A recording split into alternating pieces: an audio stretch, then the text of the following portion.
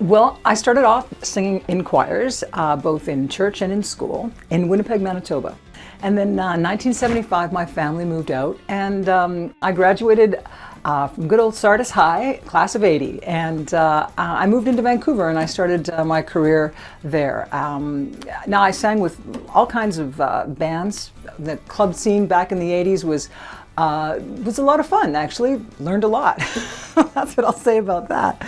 But my first professional band was a band called Dogskin Suit, and after that we wound up basically playing the club circuit in Vancouver, and I did my first album in 1998, which was called Now or Never, and that was a jazz blues record. I had a couple of original songs on there, but the fellow that produced that record wanted a jazz album, and so I wasn't quite ready at that point in my career to sing jazz, but I thought I'd give it a go. So that's kind of how I got my start. And then I've made a few albums now in Vancouver, but moved back to Chilliwack in 2004, and that's when I met Rick.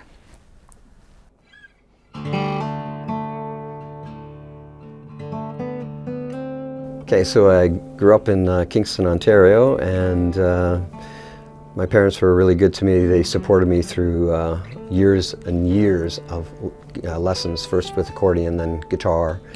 And I ended up at the Royal Conservatory of Toronto, which was a big learning experience for me because previous to that I'd been playing folk and country and blues and rock. So it really kind of rounded me out. And after school I kind of joined a few bands and went on the road, and you know, back then you played 6 nights a week.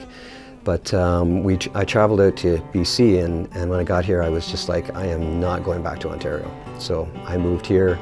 I lived in Burnaby for quite a while, and I teach guitar, so that was my mainstay, and I played in various bands on the weekend and did recording for people, other people, and yeah, I just ended up moving out to Chilliwack because that was about the only place that I could afford.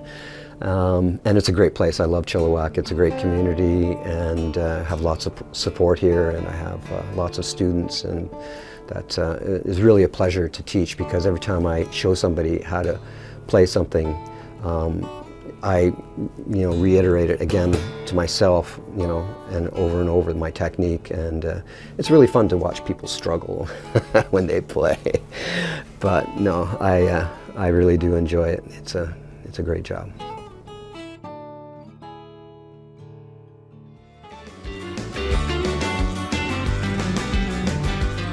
Well, Clay and I were together in our very first band called Special Guest, and this was back. I was still in Sardis at that time. Yeah, Sardis Secondary. 77. That's right. That's a long time ago. But then we had our first professional band in the early '80s, and that was Dogskin Suit. And Dogskin did quite a bit of work on CBC television, and we did very well with that band, I think. But nonetheless, all good things come to an end. I ended up heading into Vancouver, and I played in the club scene there for a while with a number of different bands. But I came back to Chilliwack in 2004, and I was staying at a little cabin on Elk Mountain called Spiderlodge. And this is a very rustic little cabin, no running water, no heat. You had a little wood burning stove, but lots of spiders. Lots of spiders, that was the key. Kept me on my toes, I'll tell you. But that little cabin was where I wrote my first all original album, and basic as it was. And then of course I needed a guitar player to be my musical director, and I wanted to film a concert. So that's where this guy came in. I met Rick back in 2004, and I had told him that I had this great drummer who I'd worked with, and Rick already knew Clay from around Chilliwack. So that was the genesis of Spiderlodge.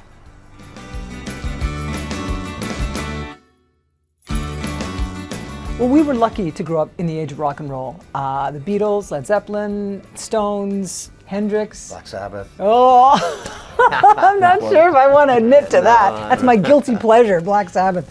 But you know, when it came to choosing the music that we were going to play, we thought about a trio format, and we thought about what would be best for us in terms of what's practical, what is going to work stylistically.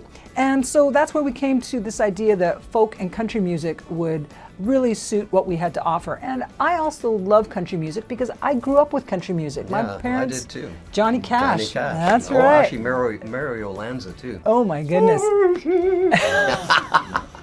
Well, I must admit, not quite Mario, it didn't quite get to me. Mario. Okay, but anyway, yeah, that's ruined a Roger future Miller. for Mario. Lanza. Oh, Roger Miller, Roger another Miller. good one. Yeah. Yeah, that's right. Roger Miller. But you know, that kind of music for me, really, I mean, you are what you eat, and I grew up listening to country music, and so for that reason, I think that's what really makes me write in that vein, is my childhood experiences with country and western.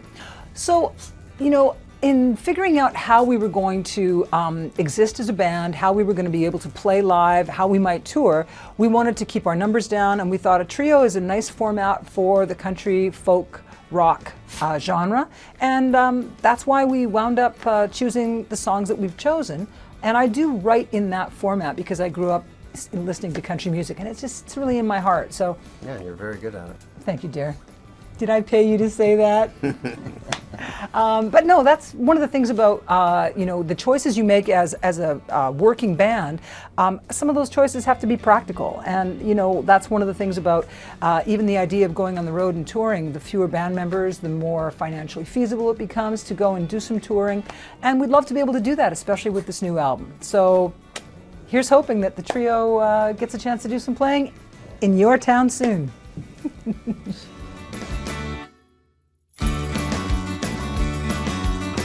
Well, we're really hoping that this new album gives us a chance to do some playing across the country. We'd love to be able to do some gigs in Vancouver.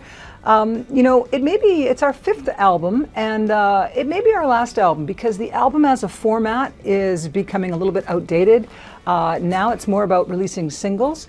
But you know, we like the idea of creating a world that you enter for at least a half an hour. And these songs have all been chosen to create that world. And we really hope that people will enjoy the album in its entirety. So I think too, lyrically, it's, you know, creates a really vivid picture on each song.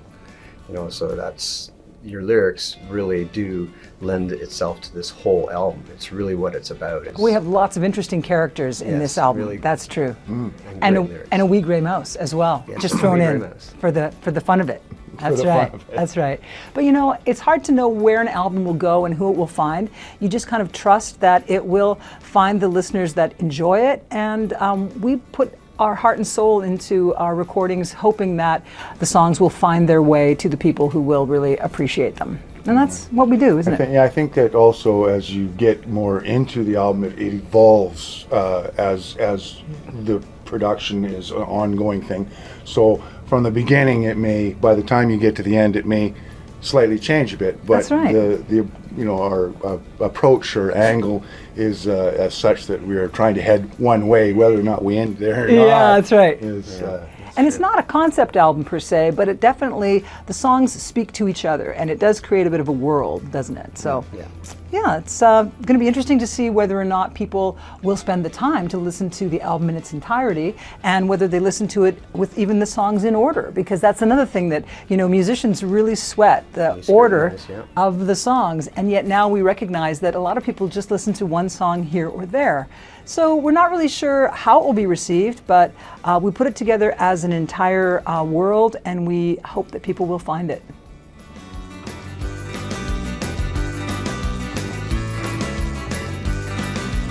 Well, for me, I like to record the guitar first, just strumming all the way through. I have a chord chart, and that's all I deal with. I don't write anything down. I'll record the guitar, Lori will sing the vocal, and then from there I'll start adding more tracks. So then I'll record a bass track, and then I'll record maybe an electric guitar track, and then a guitar solo, and then maybe a dobro as a background, and then maybe some quattro. So I just keep layering tracks and layering tracks. But rather than writing it down, I improvise. And when I find something that I like, then I keep it. And sometimes it's my first take, which gives me the most energy. I find that if I play stuff too much and think about it too much, then it starts to lose that, it starts to sound, preconceived. It's just, you want that spontaneity, you want that energy. So once I've done that, I can have up to, maybe sometimes I've had like 10 guitar tracks, but I layer them. So you don't always hear them in the mix, but it gives you a big sound when you come to, say, the chorus. You have all these electric guitars coming in with distortion, but if I was to play it for you, you wouldn't hear it unless I soloed it, which means just, soloed the instrument, so that's all you heard. From there, Clay comes in, we record some drums, and drums can take up to, 10 tracks because you have a drum on each or a microphone on each drum. So the kick, the snare, the toms, the overheads, the hi-hat, a room mic. So that starts to add up. And then once you've got all the tracks in front of you, then now it's the time to start mixing them. So blending them together. Which reverbs do I use? Do I use delay on the voice? Do I use delay on the guitar? Do I compress the drums? Yes, I usually do compress drums. It really makes the drums sound bigger. And guitars too, and vocals. I mean, everything just becomes really full sounding, and say you have some hits that weren't as loud as others, it brings that level of the hit up. Or if you have a hit that's too loud, then it can bring the level of that down. So it compresses it so that it's more even, right? And it's not too often that you have too many hits like that, but there are some. I could sing a word too loud and that'll compress it, so it'll bring that word down. There's also editing, which I can do, which I can cut that word and then bring the volume down just for that one word, and that gets a lot more intricate. So there's all kinds of, and that's the time-consuming thing, is it takes all kinds of time to get to the final mix, and sometimes that's fun, and sometimes it's a pain.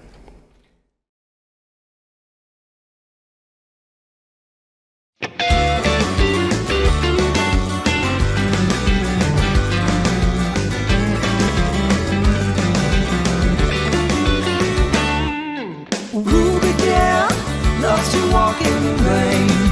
She could take a bus or train. She don't, but she won't explain. Oh, and Ruby's dear never did come to say why he would not stay. Ooh, that was just his way. She told me it's the hardest thing you'll ever have to do. You forget about the one, you forgot about you. Oh, and Ruby dear, she gonna show up late. I know I just have to wait. I love her, that's my fate. She told me it's the hardest thing you'll ever have to do. You forget about the one, you forgot about you. Oh, and Ruby dear, you make my heart sing. For you I would do anything. Why won't you wear my ring? Why won't you wear my ring? Honey, why won't you wear my ring?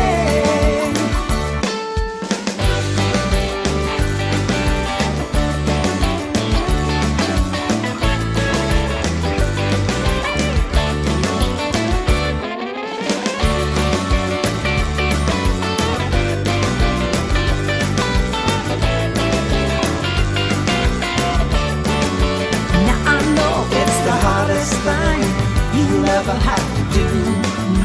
You forget about the one, you forgot about you. Oh, and Ruby, yeah, you make my